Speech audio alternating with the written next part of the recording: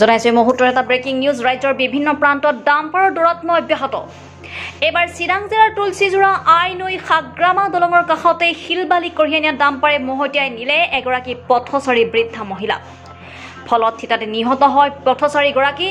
নিহত বৃদ্ধ মহিলাগৰাকীক তুলসীজোৰা গাঁৱৰ বুলেচা বেৱা বুলি চিনাক্ত কৰা হৈছে আৰু পথ দুৰ্ঘটনা সংঘটিত কৰি ডাম্পাৰ সহ চালকজনে পলায়ন কৰাৰ চেষ্টা কৰে যদিও ৰাইজে পিছে খেদি যোৱা ডাম্পাৰখন পথৰ ওপৰতে এৰি থৈ চালকজনে পলায়ন কৰে আৰু উক্ত পথ দুৰ্ঘটনা কেন্দ্ৰ কৰি স্থানীয় ৰাইজৰ মাজত তীব্ৰ প্ৰতিক্ৰিয়াৰ সৃষ্টি হৈছে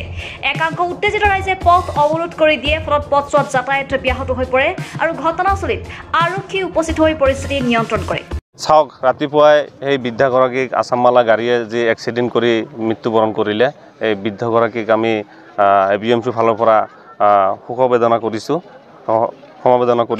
লগতে আমাৰ এবিএমচিৰ পৰা বহুত ধৰণৰ অভিযোগ দিয়াৰ পিছতো এই আছামমালা কোম্পানীয়ে গাড়ী স্পীডত চলাই আছে স্পীড কমাই নিদিয়া আৰু উপযুক্ত ড্ৰাইভাৰেদি গাড়ী নচলায় হেল্পাৰেদিহে গাড়ী চলাই আছে সিহঁতে হিন্দী মানুহেদি গাড়ী চলায় তেখেতৰ ডিএল নথকাত আৰু যধে মধে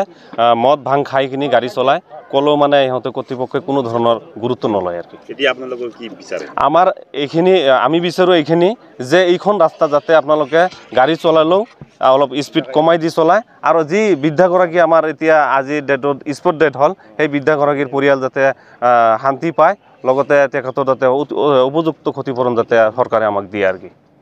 চিৰাঙৰ পৰা মানিক কুমাৰ দত্তৰ ৰিপৰ্ট সুহানা লাইভ